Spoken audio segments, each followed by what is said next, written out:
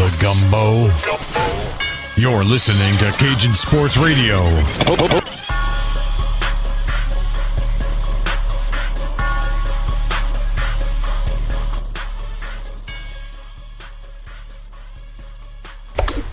Welcome to the first ever edition of Pro Wrestling, or Behind the Scenes Pro Wrestling Talk. I host the show on Spreaker called Cajun Sports Radio. We have been doing it for about a year now. We do it every week, and we have been doing it for about a year now.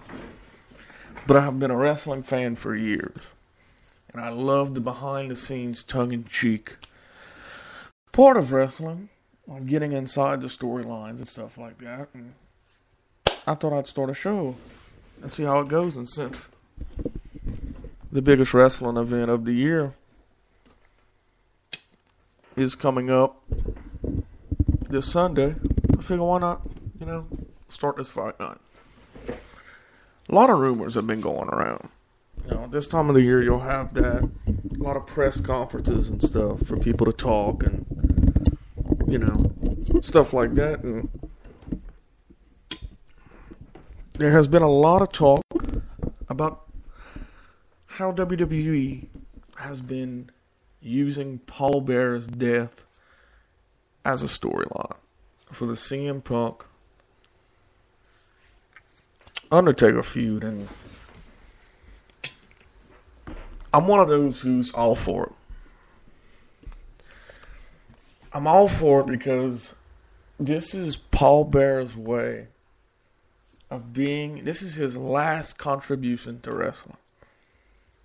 And he can see this. He's loving it. He's loving to be a part of it. And I think if Paul Bearer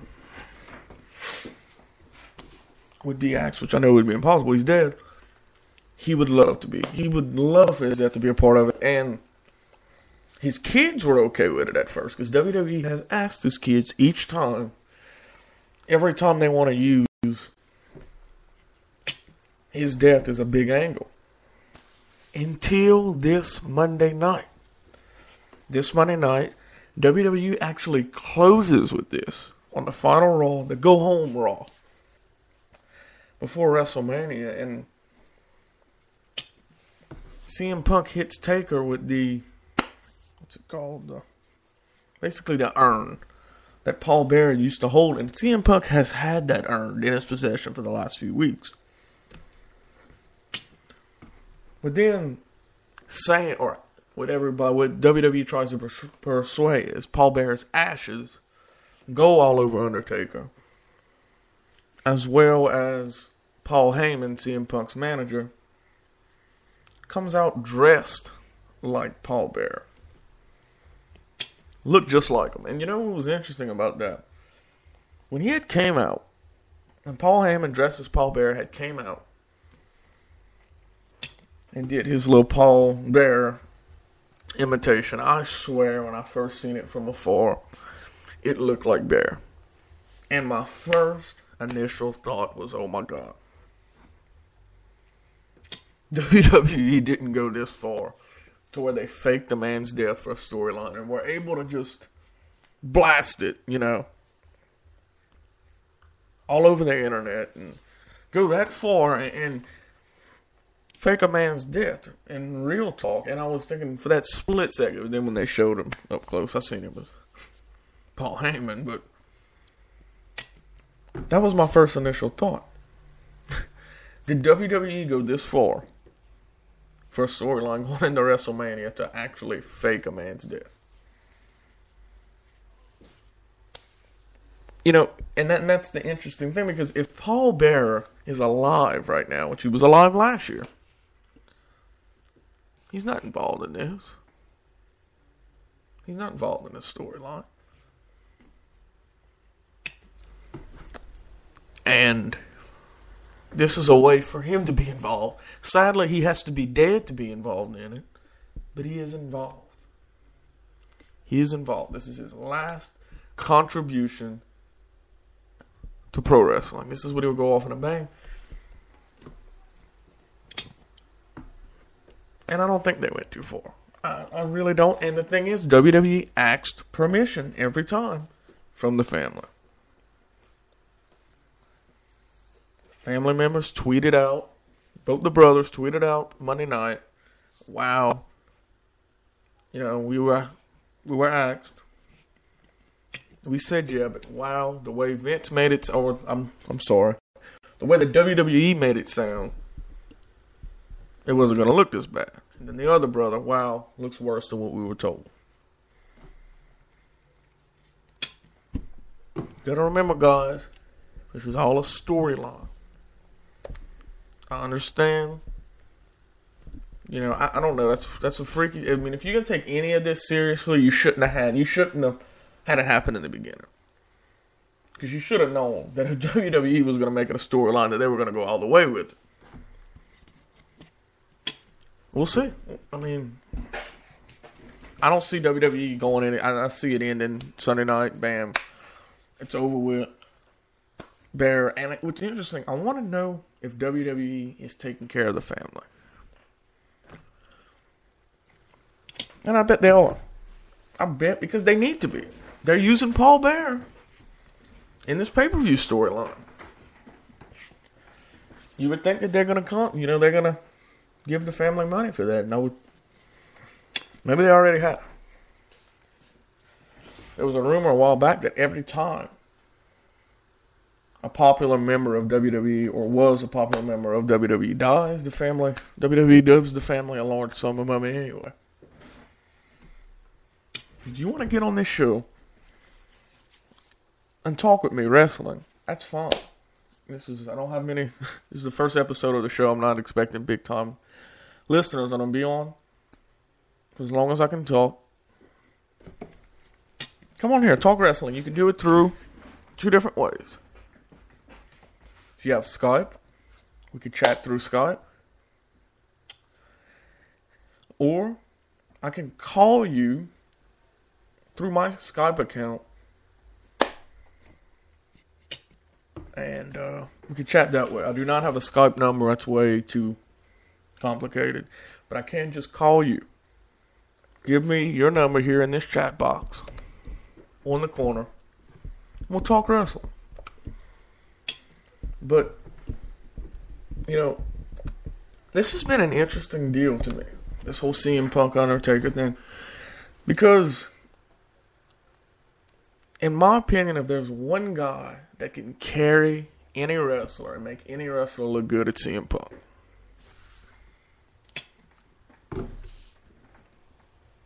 He carried The Rock in the last 2 matches they fought. He carried Jericho last year, in my opinion, in their rivalry.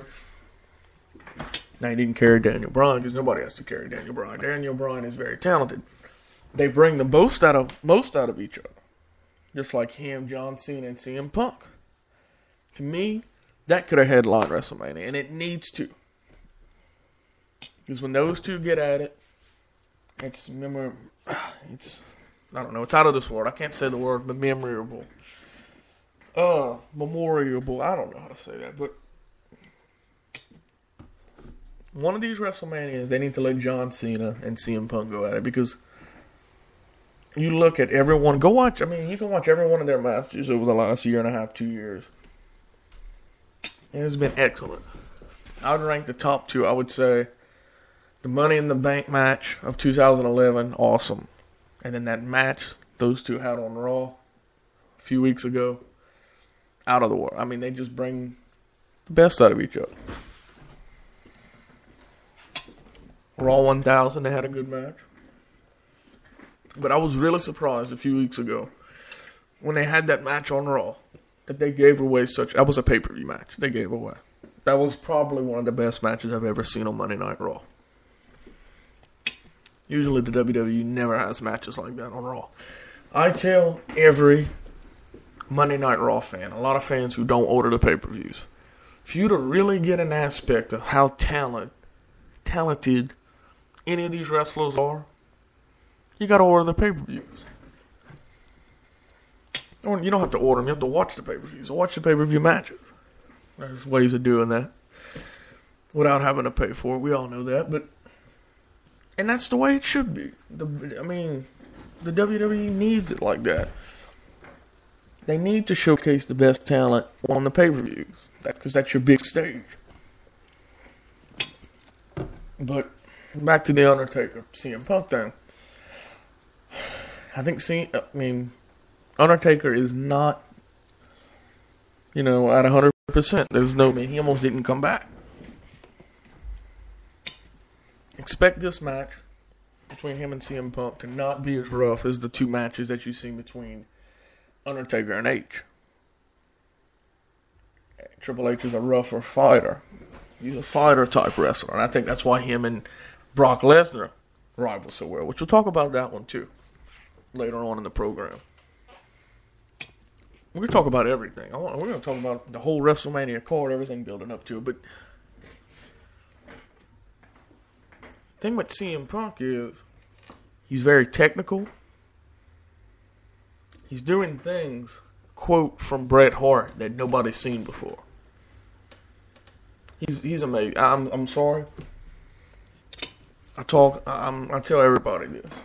To me, he's the best that WWE has right now. Talent-wise and mic-wise. I just think what he's able to do, it's just amazing. His dedication to wrestling, it's just amazing. He's a true professional for WWE. And the fact that he's able to get the response that he does as a heel puts him in that category of best heels of all time. He reminds me of the old heel Rock character. When Rock was a heel back in the late 90s. He really pulls. He works the crowd well to where he has a lot of fans, even as a heel. But back to the match. I know I keep drifting off. He's gonna be able to carry CM Punk. He's gonna be able to carry Undertaker. He communicates well with his opponent, and you could see it. A lot of times, I'll pause matches and watch him wrestle. Every big match he fights, you can see him whispering to whoever he's fighting. He's constantly communicating whatever he wrestles, and that's good. Him and Daniel Bryan last year probably had some of the best matches of 2012, hands down. They weren't given the credit they should have been. 2 pay-per-views they should have main evented, no doubt. Over the Limit and Money in the Bank, no doubt about it. Those 2 matches should have main evented the pay-per-views. Especially the Over the Limit match. That was one of WWE's smallest pay-per-views last year. But if you have not got a chance, you can watch it on YouTube. Watch the Over the Limit match between CM Punk and Daniel Bryan. It stole the show. They communicated the whole match. Very technical. And that's what CM Punk's going to do with Undertaker. He's going to be soft on him. It's going to be a good match. Both very professional. In my opinion, it's the old bringing in the new. And if there would be one guy who could get put over from this, it'd be CM Punk. This would put over CM Punk huge by beating him. But it would have to be a win fairly, I think. I think him beating the streak,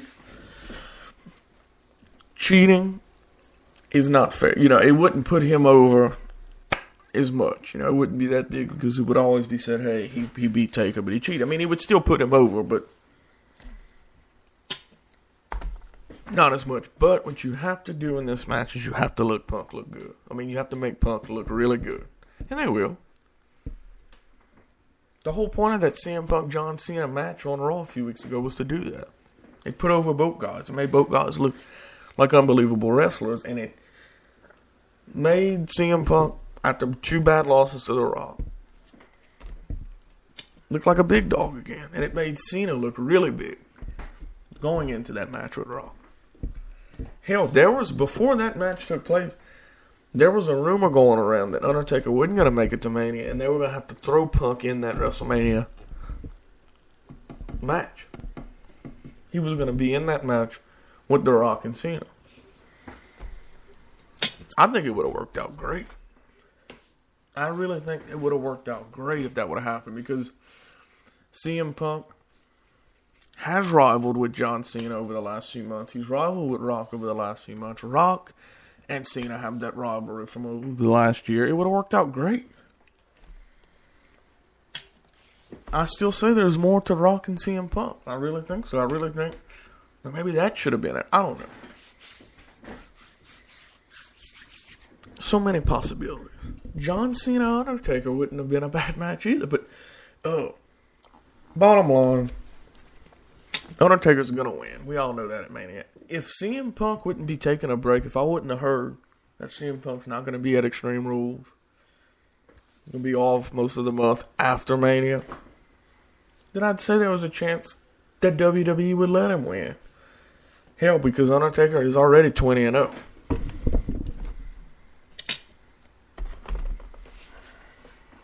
I don't know. But no. They're going to let Punk look good, but yeah, Taker's streak will continue. It will continue, and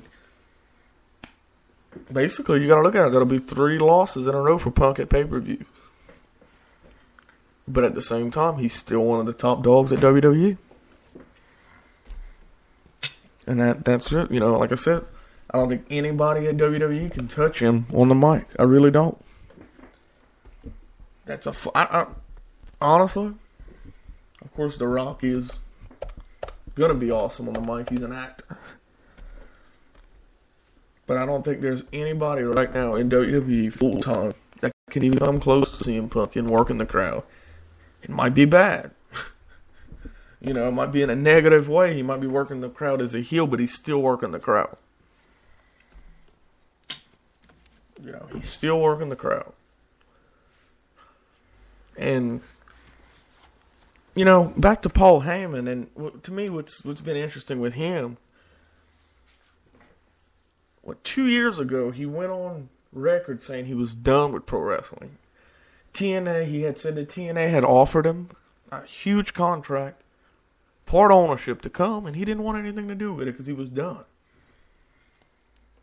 He comes back a year ago, less than a year ago. He comes back, last summer?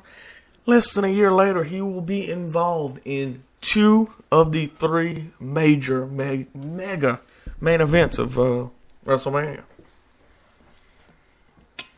Come on the show. Once again, text your number in the chat box. We can do it through Skype. Text your number to my phone at 318-613-0182. Bring up anything you want to talk about that's going on in pro wrestling. We're going to talk some TNA.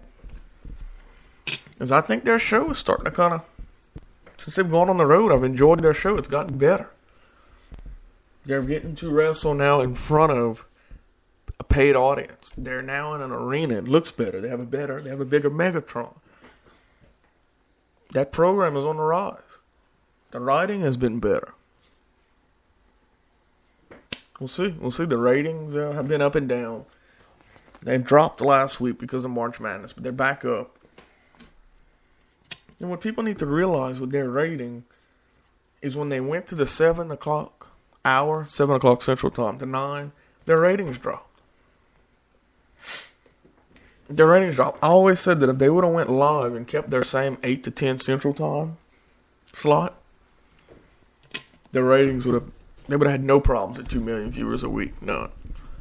And if they can get at an average, like I always said, TNA needs to try to compete with SmackDown. They need to get their ratings where SmackDown's at. And I think they could really start to climb them. But they'll get there. Because the problem is, pro wrestling is not what it used to be. I mean, you look at WWE. Look how long it took WWE to get to where they're at. Or where they got. You know, how big they got. I know everybody likes to talk about how big WCW and how quick they did it, but they did it with Ted Turner's pocketbook. That's how WCW did it. They did it with Ted Turner's pocketbook. It's different. Back to Mr. Paul Heyman. To me, he is one of the best minds in pro wrestling. I honestly, the guy just gets it. He gets it. And I say all the time, without him, there is no Brock Lesnar build. Look at it. He does all of the talking for Brock Lesnar. He does 100% of the talking for Brock Lesnar. He builds Brock Lesnar. You know, it's like a dad building up his son. Like, hey, man, you know, my son does this. Look at this. It's like the brother of a monster building him up. You know, he builds Brock Lesnar up. He makes Brock Lesnar look like the badass that he is. That's exactly what he does. He makes CM Punk look better. And the way he works the mic, the way he handles himself, tells me every time. Just like I said, the guy gets it. The guy gets it.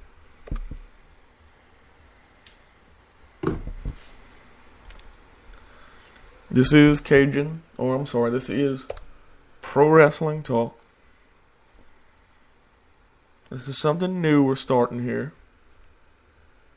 through the Cajun Sports Radio, and we would like you to get involved. We'd like for you to get involved here.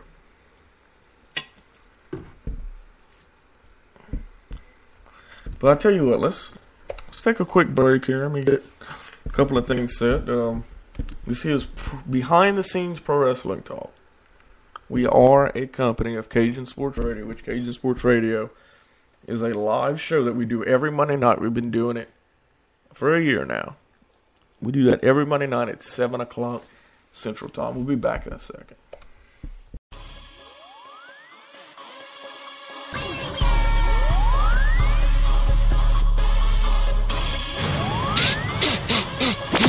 Smell the gumbo? You're listening to Cajun Sports Radio.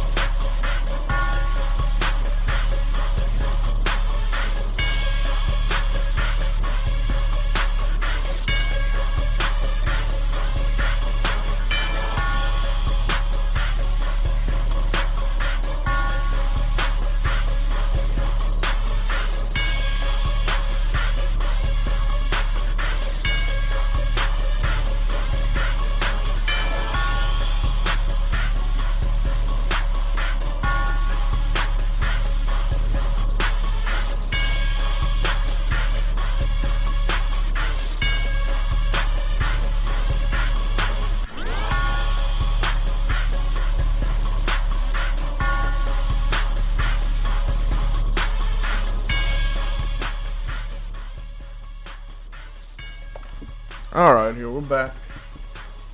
At Behind the Scenes Pro Wrestling Talk, a company of Cajun Sports Radio, or a show of Cajun Sports Radio. Alright. We're talking about WrestleMania. Give us your comments on the chat box. Come on the air live with me and ask questions. We can do whatever. We're trying to get to tell your friends about this. We can talk whatever. Let's talk whatever. Let's talk whatever's going on here in this big world of pro wrestling. Now,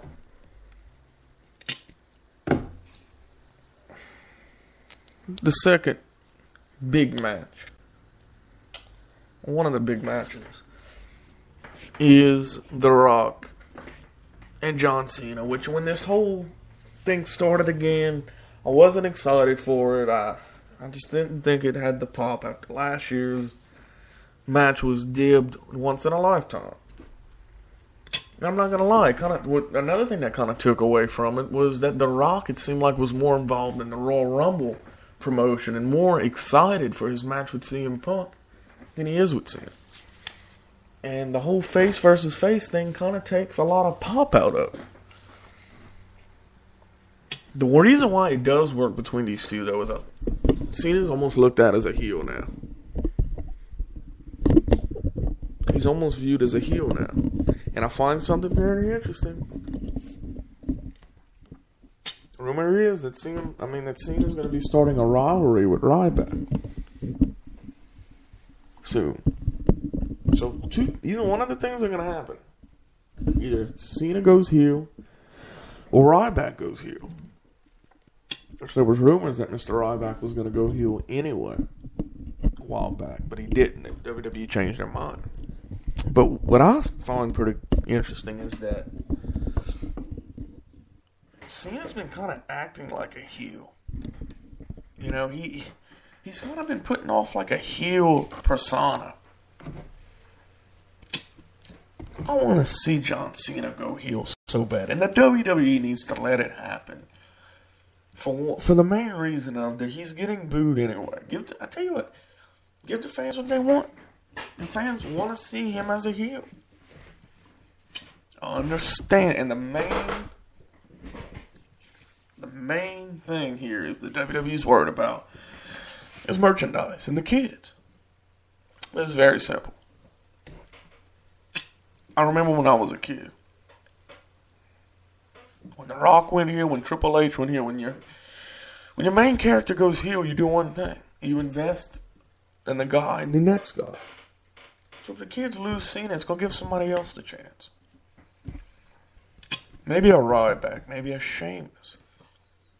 Another rumor is, though, that Randy Orton's going heel. That he's been begging the WWE to go heel. So, could he turn? Well, I'm projecting, I don't know who it's going to be, that there's going to be a heel turn in that match versus the Shield. Because for Big Show to turn babyface, which for the record, okay, let's talk about this match. And then we'll talk about The Rock Cena next. But for the Big Show to go babyface, I hate it. I just think Big Show is terrible as a babyface. He lacks no mic skills. He's better as a heel. I like a monster like him to be a heel. It's more interesting. It's way more interesting. But what happens now is you expect a heel turn. And like I said, Randy Orton, rumor is he has been begging WWE to go heel. And they need to let him go heel. Because he's been bored. It's so bad with Orton. And you notice he doesn't shoot many promos. Because he lacks the skills to... You know, you ask any wrestler 9 out of 10, would you rather be a heel or a babyface? They're going to tell you heel. Michael Cole was on a radio show recently, I think Wednesday, saying how the worst thing that happened with Jerry Lawler's heart attack was not the heart attack, was the fact that it ended his heel run. He said he loved being a heel. He loved working the crowd that way. And it's a lot easier, too, because you're out there just being a jerk. You're trying to piss the crowd off. And that's very easy. What's hard to do is, as a babyface, you have to make the crowd love you. And if you don't, they're going to get very uneasy with you, and they're going to boo you, and they're going to be bored, as we see with Cena. But Cena is at a plateau that almost no wrestler's been at. He's such a babyface that people just get disgusted with it and want to hate him. People hate on John Cena. That's what they do. But he carries the company. He really does. And I'd love to see him as a heel. I don't know if we're going to see it. But now, I don't know. Anything can happen. 9 out of 10, we're going to see Rock, Cena at Extreme Rules. In no way WWE gives us Rock and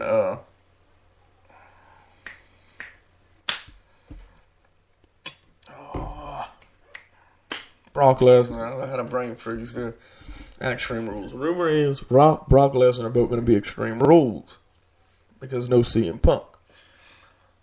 But there's also a rumor saying that we're going to get Rock and Lesnar at WrestleMania next year, which makes more sense. We'll see. But what I expect is Cena wins at Mania. Then Rock gets his rematch at Extreme Rules. That would be the more, pointed out thing.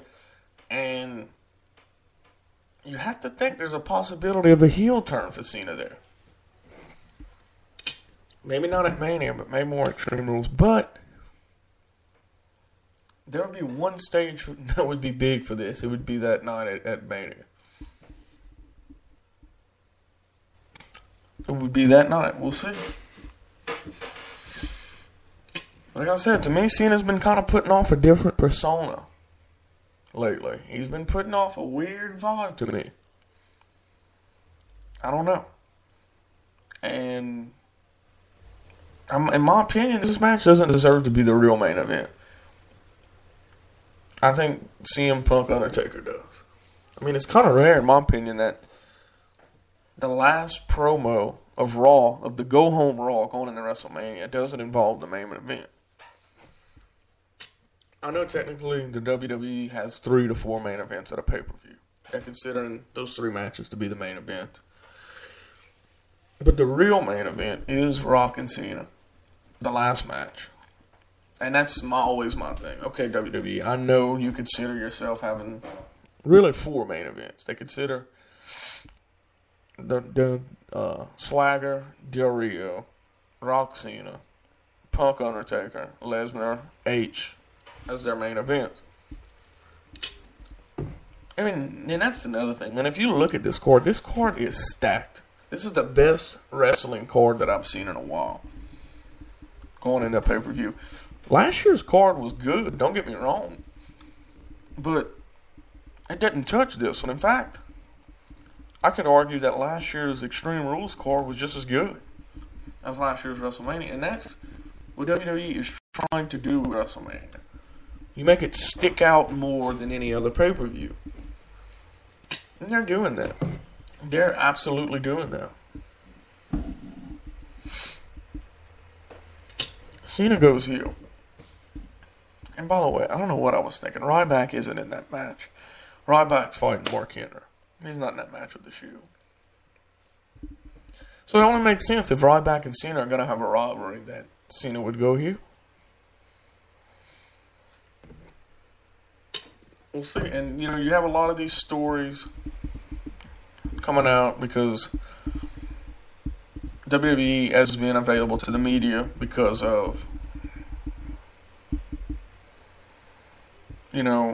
WrestleMania. So a lot of stuff comes out. A lot of stuff, Cole has been talking a lot, been saying a lot of the stuff that goes on Raw, saying that the 3-hour Raw has been kind of difficult. Saying stuff as if he's also said, though, that we're going to get a lot of young talent after Mania coming into Raw. There has been a lot of wrestlers mad about Fandango. You know, why is he getting a big match at Mania when nobody else, you know, a lot of guys, including Cesaro's, not even going to be at Mania, not even going to be wrestling on WrestleMania. He is going to be in the pre-show. The guy who main evented Mania a couple of years ago, Wade Barrett. A guy like, I continue to say, I don't know what WWE's doing with Wade Barrett. They put him over, they bring him down. They put him over. I just think they need to go ahead and put the strap on him. I've been saying the same thing too about Dolph Ziggler, which the word is on that Dolph Ziggler, AJ, and big black dude there, Big E, they're gonna get put over big time after Mania. They're gonna get a big push, which makes me to believe that Ziggy or Dolph Ziggler is gonna get the belt. He's gonna get the strap. He's got to cash that money in the bank thing pretty soon anyway. So I'm expecting probably Extreme Rules. That would be more believable. I don't know if WWE would let him do that at WrestleMania, but we'll see. You know, we'll see. But you know, a lot where I get all my information from, WrestlingInc.com.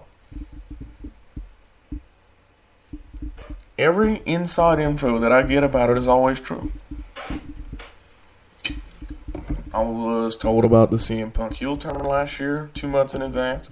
I was told about the CM Punk Rock months in advance. I was told about CM Punk Undertaker months in advance. They give good information. They give good behind the scenes information, and that to me is that's the thing that entertains me the most with pro wrestling. Get involved with this show. I want somebody to come talk some pro wrestling with me. We can talk storylines, TNA, WWE, what's going on with them, whatever is on your minds. I've been all over the place. But all right, let's get here on a solid page. Let's talk about one certain topic. Okay, yeah, I'll tell you what. We'll go ahead and talk Rock Cena. I put it off. It's obvious Cena's going to win. In fact, it's a known fact Cena's going to win. If you could bet on pro wrestling, if there's a bookie out there that lets you bet on pro wrestling, put everything you own on John Cena because he's winning at Mania. Storyline shows it and proves it.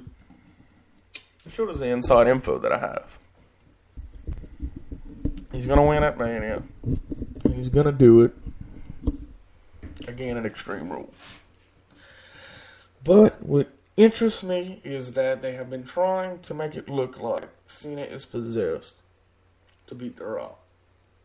He is obsessed with it. It's all is on his mind, and that The Rock is confident. Wouldn't it be kind of predictable, though, that Cena gets so crazed that he cheats to beat The Rock and starts his heel turn? I mean, that would be a good storyline. Risky, but it could work. Then you have Cena and Ryback in their feud and start feuding, and then it puts over Ryback big. And then Ryback kind of almost becomes the baby face of the company. But would WWE really go that risky with letting Randy Orton and Cena turn babyface at the same time? You know, turn heel at the same time. Two of the biggest baby faces for WWE. Because the rumor is, any week now, we're going to get a heel turn from Randy Orton, which we'll talk about that later. But back on this note, I've been going off subject here. Or, Cena wins outright. He looks good. And something that has really disappointed me with this feud is they will never put over Cena. I mean, they will never put him over Cena. He looked good on the mic. He sounded good. He really overpowered The Rock in a couple of promos so far in this rivalry over the last month. But to me, when he really did it was in that debate panel that they had 2 weeks ago on Raw. He really overpowered The Rock. And that WWE had a chance for Cena to be able to, do his finisher move to The Rock. Walk out and then look like the dominant figure for once over The Rock. But no, The Rock gets the best of him every time. It looks like Cena's going to either get the last word or look good over The Rock. The Rock always has the last word, always has the last thing, and he gets to walk out with his music. They have never let Cena look good in this whole build-up to this match. If I was Cena, that kind of ticked me off. It's obvious. Those of you who think that The Rock is back at the WWE just because of his love for the WWE, I'm sorry. You're wrong. He might be back. Part of the reason why he might be back is maybe he is in love. Maybe he does love the WWE. Maybe he wants to be back in pro wrestling. But the main reason why he's back is because it gives him another push for his movies. Have you noticed how much they have put over all 3-4 movies he's put out or he's putting out? And the way you got to look at it. Hey, the way he looks at it, look. Not only can I advertise my movies on the WWE programs, which is huge, it also gives a whole other set of fans to get involved back in my movies like they were at the beginning. A lot of people would go watch The Rock's movies at the beginning because he was The Rock. Hey, we see him on TV as a wrestler. Let's go watch his movie. He kind of lost some of that fan base because he wasn't viewed as a wrestler anymore. But now he brings back those wrestling fans to the theater just to watch him. Because, hey, man, we've been watching The Rock in the ring. He's impressed us in the ring. We enjoy him. We've been hearing about this movie. I want to go watch it. So don't expect The Rock to be a heel anytime soon. That's not going to happen. He's there mainly to put over his movies. And money, of course. As he's making more probably than any other WWE superstar.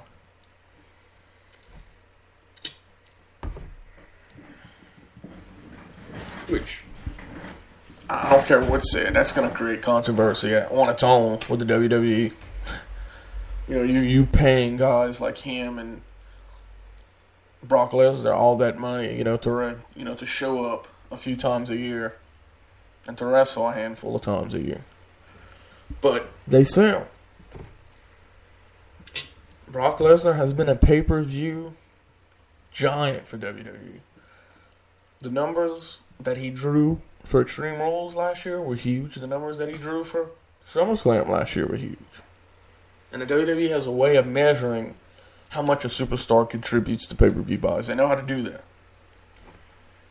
That's why a lot of the pro wrestlers have pay-per-view buys in their contract. A certain percentage of pay-per-view buys. If they're in a pay-per-view, this is whatever the money that we get from it, you get so much, this percentage of it.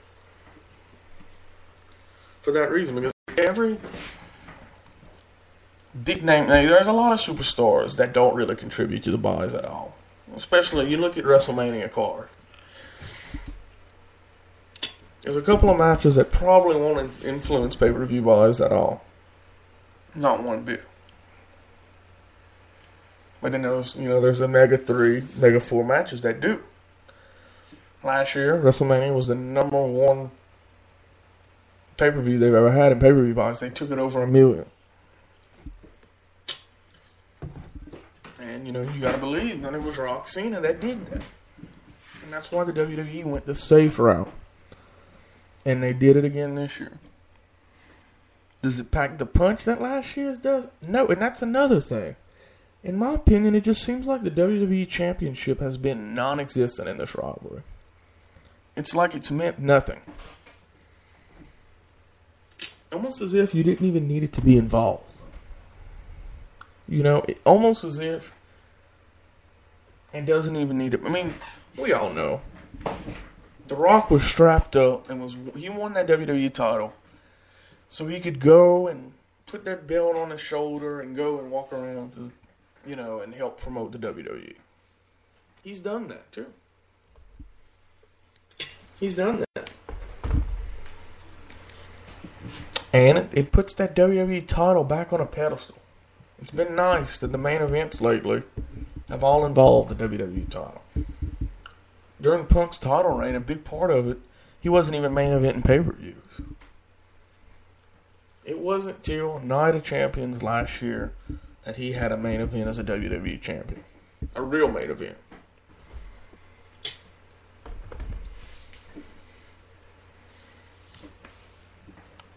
Since then, he has. And so has that title. Rock puts it on. You have the Rock Cena Part 2. Once in a Lifetime Part 2. The belt on the line. But you don't take a gamble on having it happen next year. No way. You put it to bed at Extreme Rules. You let Cena win. However you let it happen. Put it to bed at Extreme Rules. Bam. It's over with. We move on. Rock takes his year break and then he comes back and finds a new opponent, whether it be Brock Lesnar or someone else.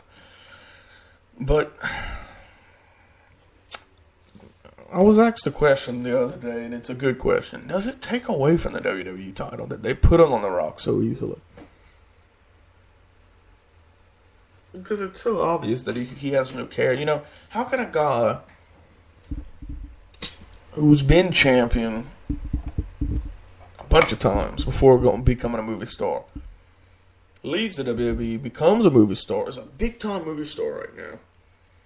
He's a big-time box star. He has the #1 movie in America right now, a G.I. Joe.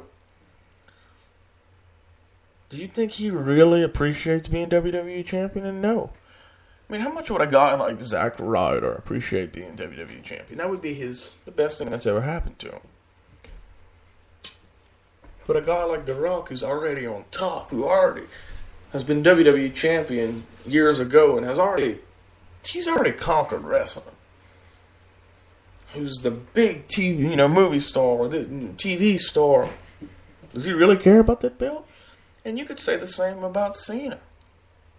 He's won it a bunch of times. Does he really care about it? There's a point in a superstar's career where he can care less about the belt, and it happens to everyone. It's happened to Triple H, Shawn Michaels, Undertaker, Stone Cold. They get to a point in their career where they won it so many times and they're so big that it doesn't matter. It's just all about the stage and the match. I think the whole purpose of the WWE title was to put over wrestlers. World Heavyweight title too. It's to put over wrestlers. It's supposed to say, wow, this guy is a champion. He must be a big thing. That's what it says. We already knew The Rock was already a big thing. This match between Cena and him, however many pay-per-view buys that it gets because of them, I can promise you the WWE title has nothing to do with it. It's not needed. Both these guys are already up there. It's not needed. And as much as a lot of us don't want to agree with it, it is no more than a prop.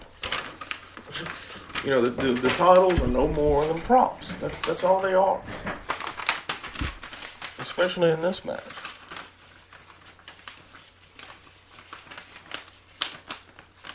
It's not needed. Both these guys have accomplished so much. They've both won the title a bunch of times. They're both two of the most popular ones to ever wrestle in a ring. Title's not needed. And you can tell in the whole build-up to this match that the title has been non-existent. That it's almost not meant anything. It's more about Cena beating Rock. Can he do it? That's what the build. That's what WWE has used as a build.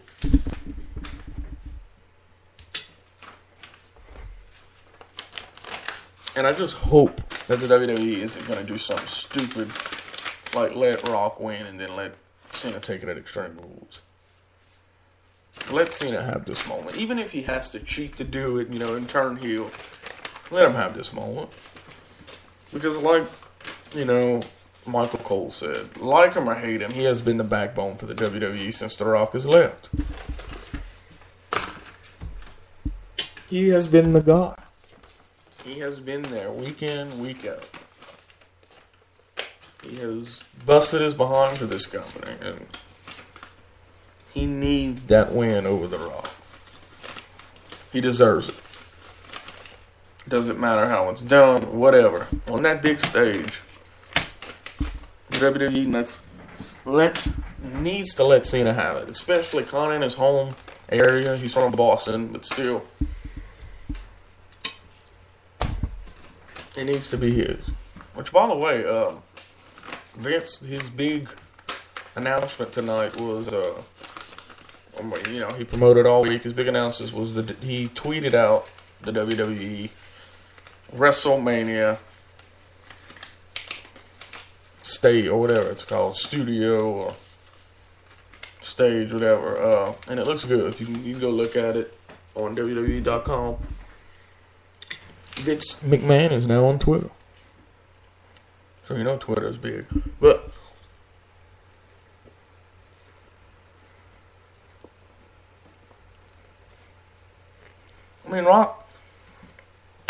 Rock and Cena is going to be big. It's going to be good. But like I said, last year I wasn't impressed at all with The Rock in that match. Cena carried him and he still looked bad. Cena out-wrestled the hell out of him. There was times where it clearly looked like The Rock was gassed. We know he's out of shape. He's in shape, but there's a difference of being in shape and being in wrestling shape. But there was times where you could tell Rock was gassed, couldn't go no more. And where Cena was fine, but a lot of times Cena would act like he was just as tired, just to kind of help put over The Rock. But there's no doubt in my mind that The Rock has gotten a little bit better. In my opinion, he looked a lot better in the match with CM Punk. Both of them, especially the first one at Rumble. But I still say he just looks more excited for that match with Punk. He just looked more into the match with Punk than what he is for this one. And you gotta wonder if it's the whole babyface versus babyface thing. Stone Cold, there's been the rumor of CM Punk wanting to fight Stone Cold, Ben Axe, and it was the same thing with Cena. Cena begged for the match last year, or however long this match has been in building, 2-3 years. But Rock, CM Punk has been doing the same thing with Stone Cold, been begging the WWE to do what it takes to get Stone Cold back. And Stone Cold said, "Yeah, I'll do it, but it's not going to be a babyface versus babyface match. He's going to have to be the heel."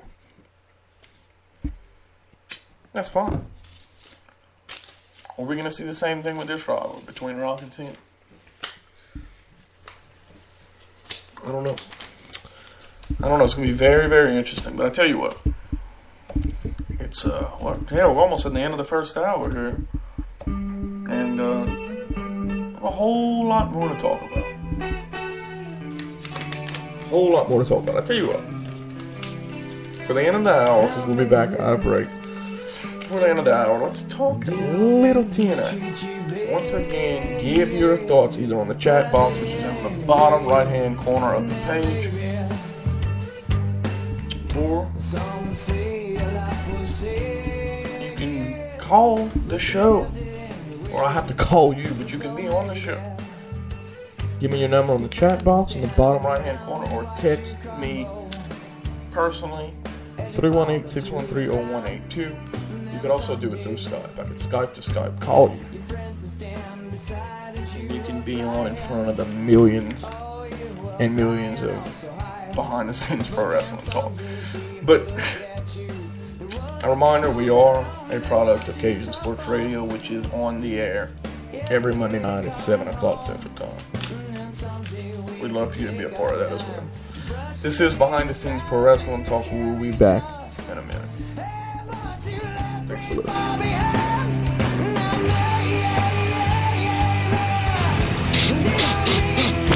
Smell the gumbo. You're listening to Cajun Sports Radio, hosted by the Cajun himself, Lane.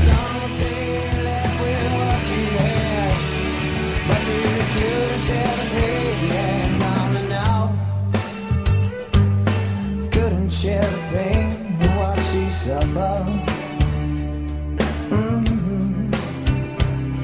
Now maybe could have made my own mistakes, but I live for known, and then maybe we might share in something great. Hey, it's Lane from Cajun Sports Radio, and right now we have to talk about Best Bike ATV. This is something that you need to know about. Best Bike ATV is a full-service mechanic shop, locally owned and operated, specializing in the repairing of most ATVs, dirt bikes, and motorcycles. They sell a full line of aftermarket as well as factory parts and accessories. They have a factory-certified mechanic on duty at all times. They are an authorized high lifter, Gorilla, STI, and ITP dealer. They are located on Highway 1 in Echo, Louisiana, about 7 miles north of Marksville. Their operating hours are Monday through Friday, 9 a.m. to 5 p.m.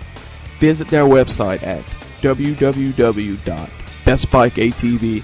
Contact them at 318-597-9022. Once again, www.bestbikeatv.com. 318-597-9022. You're going to want to check them out. You will be very impressed. Tell them that Lane from Cajun Sports Radio sent you. Thank you.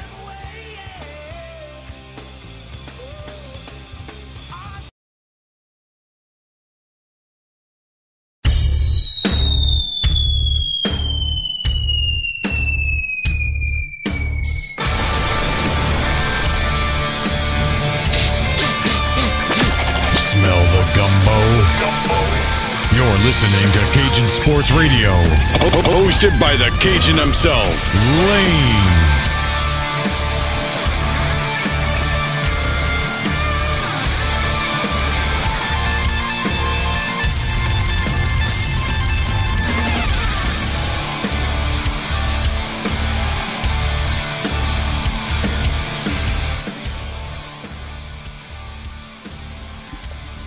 Welcome back to Behind the Scenes Pro Wrestling Talk. We are a product of Cajun Sports Radio, which is presented by BestBikeATV.com. Check that out. TNA, Impact Wrestling, whatever it's called. Hulk Hogan says they have been trying to change the whole brand of TNA to Impact Wrestling, simply because of the fact of the tits and ass jokes that he gets in the TNA match. That especially goes in big now since the sex tape has leaked between him and Bubba the Love Sponge. That's a whole other story. We're not getting into that. Tell you what, I said it earlier in the show, and it's that I don't know, I've been kind of into the whole Impact Wrestling, into TNA. I really was disappointed in their build to Lockdown. I was really disappointed. I thought that the time that they had to promote that pay-per-view, seeing that they only are doing 4 pay-per-views now a year. I thought that the build to Lockdown, since they had plenty of time to do it, was terrible.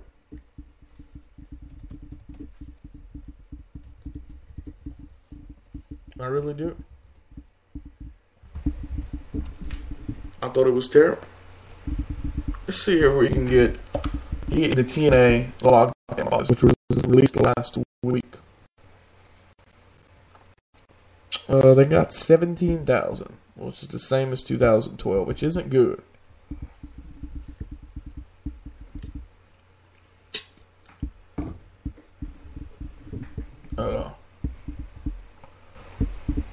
The problem with that is you changed to only for a year to up the buy rate of every one of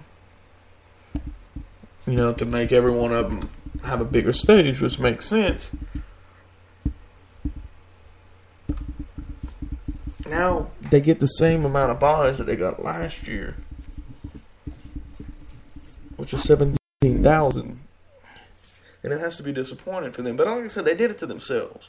They treated it like a monthly pay-per-view. And if you do that, you're going to get monthly pay-per-view-like numbers. What killed that pay-per-view was the month-long tapings. They taped about over a month, about 2 months worth of episodes. They taped them all within a week. Less than a week in the UK. And it killed the momentum because they were live every week. And like I said, they didn't build that pay-per-view like they could have. Got to do a better job. And I think they will with Slammiversary. I'm expecting Slammiversary to have some nice numbers.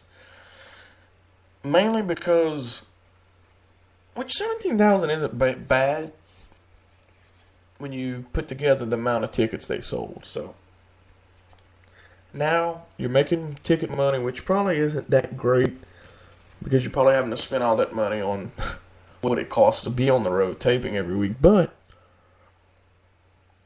you're putting your show on the road every week. Well, every 2 weeks, the show. I don't mind that the second episode is taped because you're airing the first one before taping the second one. But when TNA used to do like they did in the end, which the Impact Zone, which was brutal as it was, they would tape all of their episodes in 1 week or less than 1 week in like a couple of days and then air them. Which means before any of them aired, you had them all taped. Which means that if the ratings were bad for one, you couldn't change the next one. If the responses were bad for the first one, you couldn't change them. You were screwed. That whole month was already taped. So if the ratings started off bad, they were going to end bad. And that could kill you. That could kill your momentum because when a wrestling fan stops watching because they're bored or not interested, they don't come back for a while. Most of the time. When a fan gets out of wrestling, it takes a while for him to come back, if he does come back. But now, like I said, they're doing one live, one taped, one live, one taped. It's worked out good, but they have to get something straight. They've had an issue. They've had the issue that these superstars are only getting paid for one event every time they do it. But they're doing 2 tapings. The superstars want to get paid for both tapings, and it showed because if you notice, every superstar is now only fighting every 2 weeks lately, pretty much.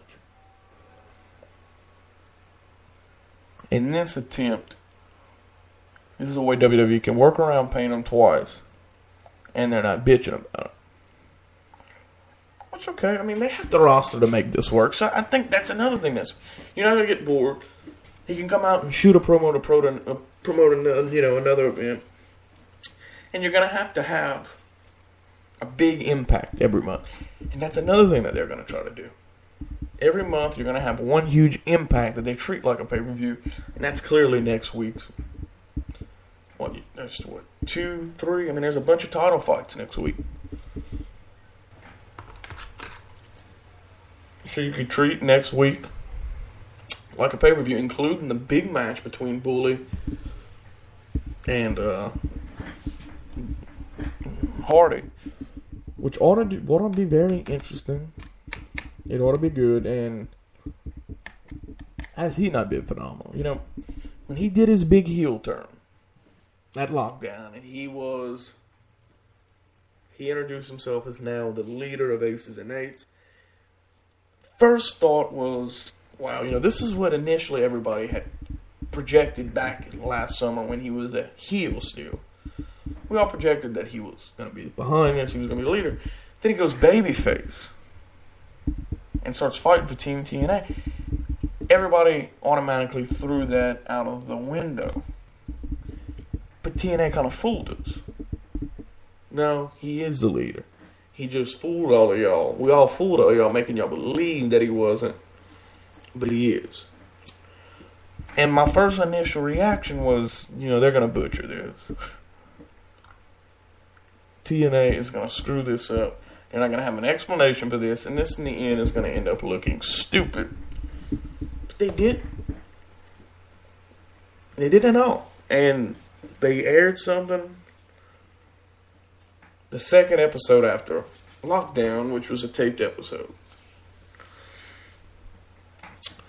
They aired a thing, and was called The Rise of Bully Ray, and it had him, before every commercial break, throughout the whole episode, explaining how he did it, starting back from when Aces and Eights started. And TNA couldn't have did it better. It explains everything, and it doesn't make it look like, we just decided last minute to make him a heel and turn him a heel and put him in Aces and Eights. Because he was getting beaten by Aces and Eights at one point. He was rivaling with Aces and Eights. But if you release a story like he did, saying, it was all stage, it was all an act, whatever, now it has some explanation and it makes sense. It makes, if anything, guys like me who like to break down the storylines, it makes us not say, wow, that was stupid, it doesn't make sense, because a lot of TNA storylines have ended like that. When Samoa Joe ended up getting kidnapped and missing, whatever, a few years ago, that storyline ended without making any sense. The Immortal storyline at one point made no sense. You had Hulk Hogan, babyface heel, Anderson, babyface heel. It made no sense at one point. Kurt Angle, babyface heel. It made no sense, the storyline.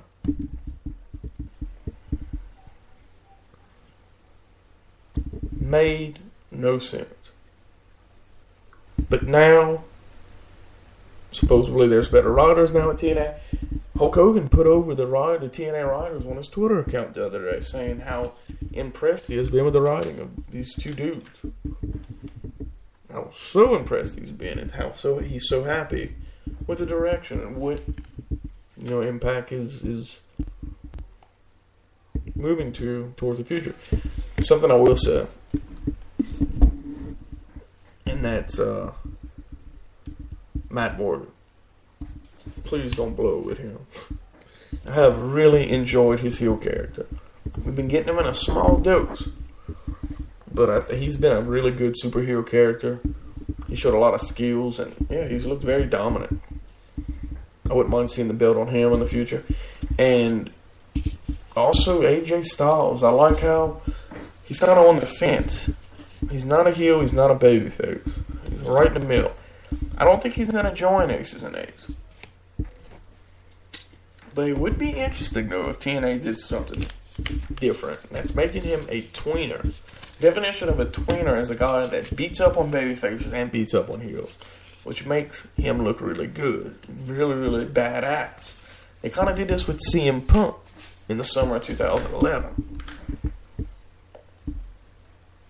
Fight heels and fight babyface. Doesn't like anybody. And I would kind of like to see that with AJ, just because he's a heel doesn't mean he has to join, Aces and Eights. I don't want to see him go as a babyface, though. Make him a tweener. Make him fight babyfaces. I wouldn't mind seeing, which this is kind of, to me, what it seems like TNA is building towards. Maybe the James Storm, AJ Styles rivalry. But I think TNA is doing the right thing here. For now, buy some time. Over the next few weeks, have him just be quiet. Have him not say nothing. Have him keep just walking out to where you don't know what he is. You don't know if he's a good guy or if he's a bad guy. Supposedly, he has to give a decision next week, which is going to be interesting. I don't know. I don't know what he's going to do, but everything points to him turning heel. But to me, it's just too predictable that he would join Aces and Eights. I don't think TNA needs to do that, because almost in a way, if you let AJ Styles join Aces and Eights, it kind of you're already turning Aces and Eights into WCW. Remember at one point WCW got boring and it lacked the pop after a while because it was the same thing week in and week out. You know, it was the same. I mean, I'm sorry. They had too many members. Too many people were joining WCW. And it got to be boring. I mean, too many people were joining NWO. And it got to be boring. Don't do that with Aces and Eights. I don't want it to be, you know, a group that half the roster is on. I think it needs to stay at where it's at. You have the perfect amount of members. Half the roster's on it. I don't want it to be to where every single heel is part of that fashion. I don't want that. I don't want every single heel to be part of that fashion. How about the dirty heels? I've enjoyed that. I've enjoyed Bobby Roode and AA Austin Aries. I think they've been a great tag team, which is very interesting because Roode initially had wanted to turn heel and break out of Beer Money to get out of the tag team scene, but he's making it work again. I've enjoyed that. I think they've made that work. I wouldn't care if I've never seen Chavo Guerrero ever again on TV. I think he's done. He used to be very interesting. He used to have a little pop to him, but it's not there anymore. There's a reason why WWE let him go. He just lacks it. He lacks the popularity. He doesn't do it for me. So we'll see on that. But I think it's worked out great with Blu-ray. The ratings picked up this week, which is good. They're about at 1.4 million viewers. If they can get, at one point they were at a steady 1.5, but they were at a set time slot at 8:10.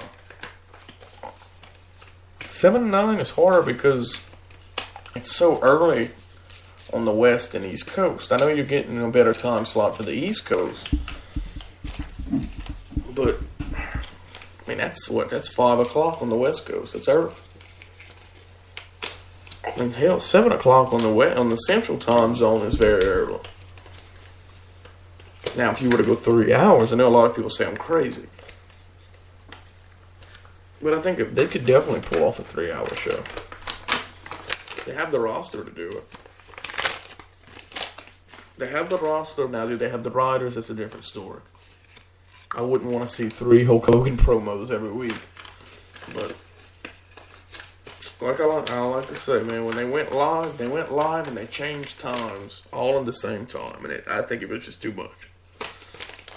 But I think if we're all patient with this company and we all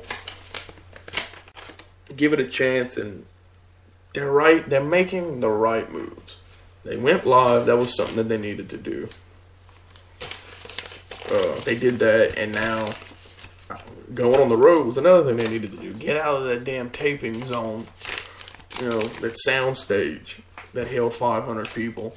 You're now in arenas. It doesn't matter if there's only 3,000 people in it. You're in arenas. You have real-life Megatrons now. You have... you're in a big stage now. It makes you look cool. On TV now, they look cool. They look like a real wrestling company now. And that goes a long way. It goes a long way. So they're in the right track. I don't care that every episode isn't long. I'll sacrifice having to watch a taped episode every other week. If I'm getting it in a real, arena. Because when you have the same fans every week, it kind of gets bland. I mean, every week in the Impact Zone, you've seen the same people.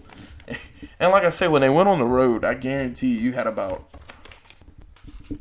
10, 15 people that were probably pissed. The same 10, 15, 20 people who would show up every week were probably pissed because they were getting to watch Impact every week. They were getting to watch all those pay-per-views for free every month. Now they have to do just like us and watch TNA from the television. But I heard rumors that don't be surprised if TNA isn't back in the Impact Zone. If this doesn't work, the ratings don't improve. Don't be surprised in a year if they're not in the Impact Zone. And also don't be surprised if they have to do an episode here and there in the Impact Zone. Because they can't find a spot every now and then, which, I'm cool with that. If they have to do an episode once every 6 months from the Impact Zone, or do a couple episodes from the Impact Zone every 6 months, that's fine. I can live with that, but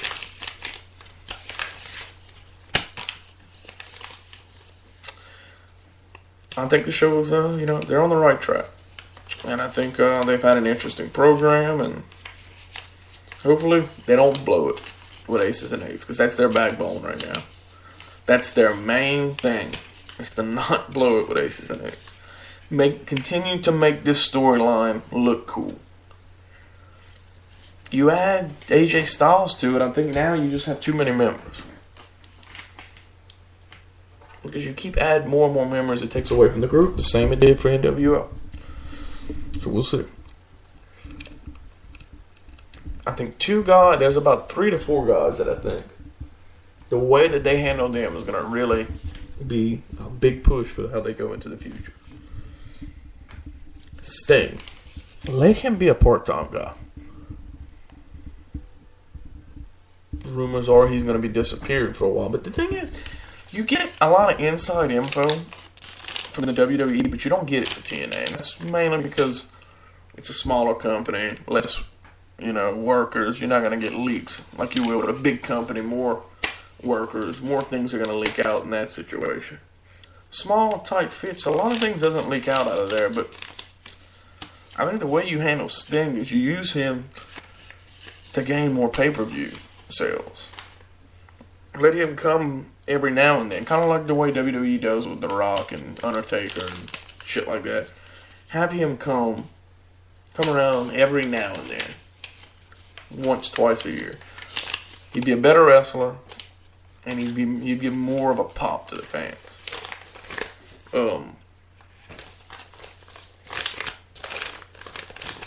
He's just, I think, at a point in his career where, man, he's old anyway.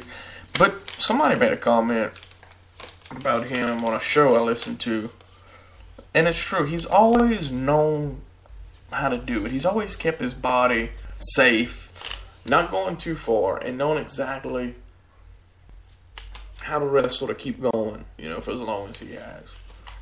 And that's been a big reason why he's been, going on that, that long. We'll see. We'll see what happens with them.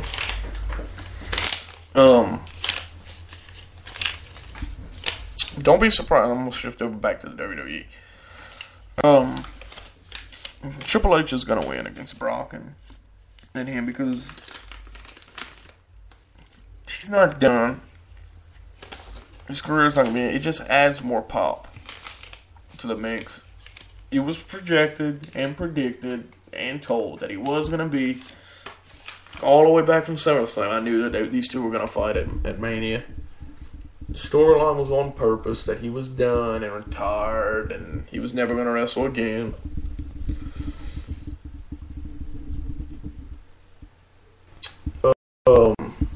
And it was able to put over Brock Lesnar. These two need to go out and have a way better match at Mania. Show out, and it really doesn't matter who wins. But these guys are at a build where it doesn't matter, and there's no way that Triple H is already willing to put his wrestling career already to bed. He, in my opinion, for an older wrestler, has wrestled fine. He doesn't show any laziness in the ring, any oldness, anything like that. In my opinion, he still fights like a full-time wrestler when he does get in the ring. He is pretty much part owner of the company now. He has a lot of say on what goes on, and he will be taking over for Vince in a few years. But like Hulk Hogan said, even when he takes over for Vince will still be there. Don't worry. Triple H is a guy that is 24/7 wrestling. You can call him at any time of the night. He's all about wrestling. It's going to be a good match. Triple H has been training. What I want to see, though, is more wrestling ability out of Brock Lesnar. Not just, hey, I'm an MMA guy in a wrestling ring. Because remember, Brock, you were a wrestler before going MMA. So hopefully that's good. But we're going to put this episode to bed here. It's about midnight. Give us thoughts at Cajun Sports Radio on Facebook or Twitter, or on our show page on Spreaker. Tell us what you thought. I'll determine whether or not I'm going to continue this. I was expecting more responses. Usually you get a lot of responses for the wrestling. We'll do another episode maybe before the end of the weekend. But this has been Behind the Scenes Pro Wrestling, presented by Best Buy KTV. This is a Cajun Sports Radio radio show. Thanks for listening. Smell the gumbo? You're listening to Cajun Sports Radio, hosted by the Cajun himself, Lane.